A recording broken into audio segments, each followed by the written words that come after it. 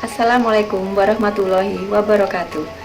Perkenalkan, saya Yesi Eka Kurnia, mahasiswa ahli jenis Program Studi Ilmu Keperawatan Angkatan 4 dari Universitas Dr. Subandi Jember. Kali ini saya akan menjelaskan tentang apa itu diare. Seperti kita tahu, diare adalah buang air besar atau BAB dengan konsistensi feses lebih cair dengan frekuensi lebih dari 3 kali dalam sehari. Untuk lebih jelasnya apa itu diare, mari kita simak materi berikut ini.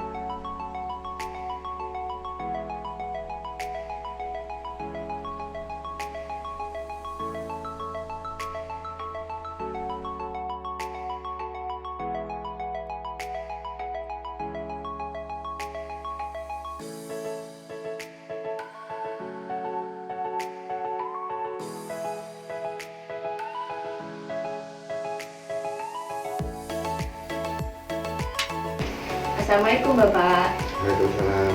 Maaf sebelumnya saya mau tanya apa benar dengan Tuan K? Ya, betul. Terus putra Bapak atas nama anak L? Ya, Oh ya, maaf mau tanya Bapak, putranya masih diare? masih sedikit, 2 kali mungkin. Oh ya, kebetulan. Oh ya, sebelumnya perkenalkan, nama saya Perawat Yesi. Di sini saya akan menjelaskan tentang apa itu diare. Boleh saya minta waktunya kepada Bapak 15 sampai 30 menit mungkin? Oh ya, baik. Saya akan menjelaskan apa itu diare dengan menggunakan tulisan dan gambar seperti ini ya Bapak, biar Oh iya. untuk mudah dipahami. Jadi apa itu diare? Diare didefinisikan dengan BAB atau buang air besar dengan konsistensi feses lebih cair dengan frekuensi lebih dari normal atau lebih dari 3 kali dalam sehari. Apa penyebab diare? Bisa bakteri dari makanan atau air yang terkontaminasi. Bisa virus seperti flu, rotavirus. Rotavirus adalah penyebab paling umum dari diare akut pada anak-anak. Kemudian parasit yang merupakan organisme kecil yang ditemukan dalam makanan atau air yang terkontaminasi. Kemudian intoleransi atau sensitivitas terhadap makanan seperti laktosa dan fruktosa.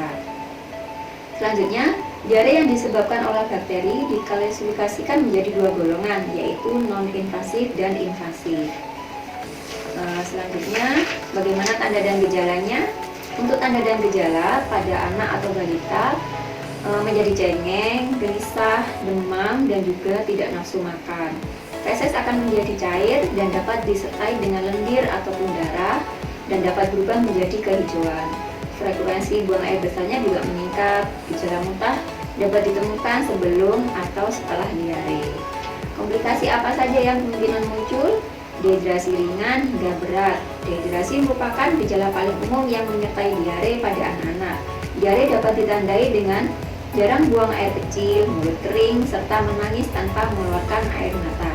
Pada keadaan dehidrasi berat, anak dapat terlihat cenderung mengantuk, tidak responsif, mata cekung, serta kulit perut yang dicubit tidak kembali dengan cepat. Sepsis, infeksi berat yang bisa menyebar ke organ lain. Kemudian malnutrisi, terutama pada anak-anak dengan usia kurang dari 5 tahun, yang dapat mengakibatkan menurunnya kekebalan tubuh anak. Selanjutnya, ketidakseimbangan elektrolit, karena elektrolit ikut terbuang bersama air yang keluar saat diare, yang dapat ditandai dengan lemas dan kejang. Kulit di sekitar anus mengalami iritasi karena pH feses yang asam.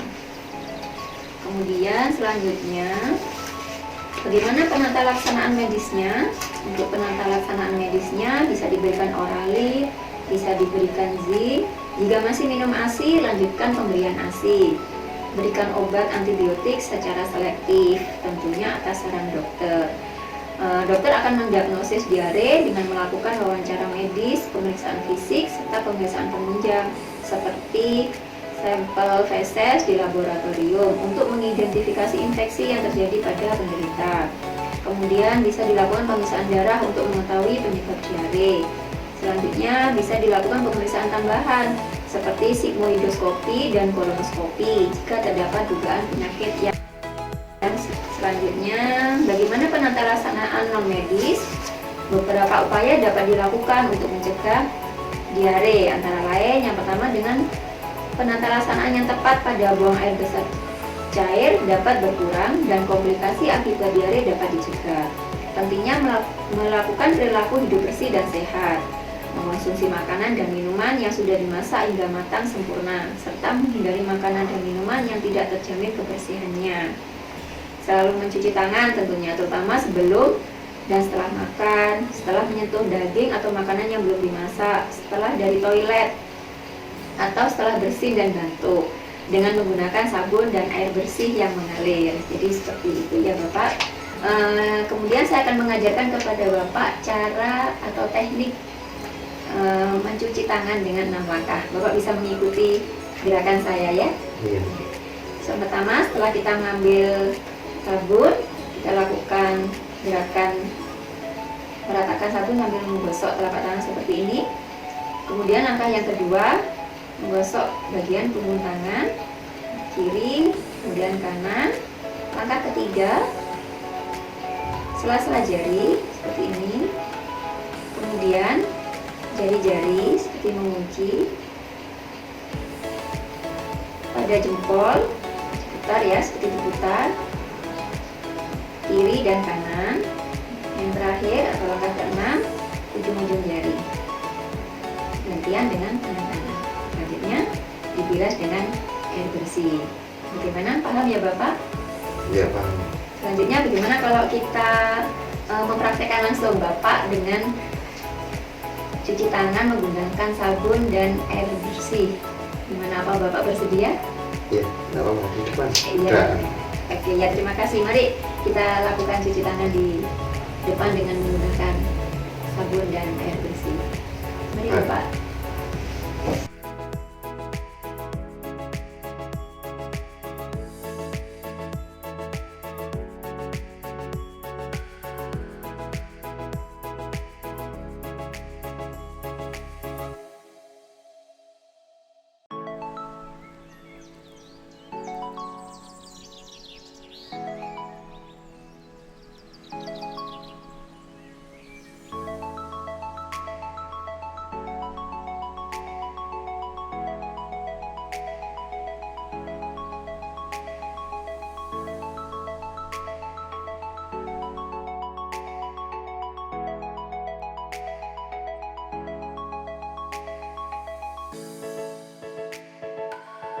Demikian Bapak penjelasan dari saya tentang diare.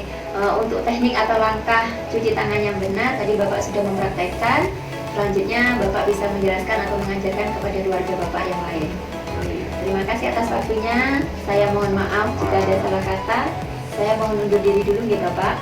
Terima kasih. Assalamualaikum. Waalaikumsalam warahmatullahi wabarakatuh.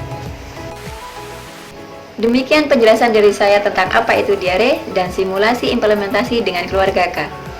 Ada kurangnya mohon maaf, semoga bermanfaat. Terima kasih atas perhatiannya. Sekian dari saya. Wassalamualaikum warahmatullahi wabarakatuh.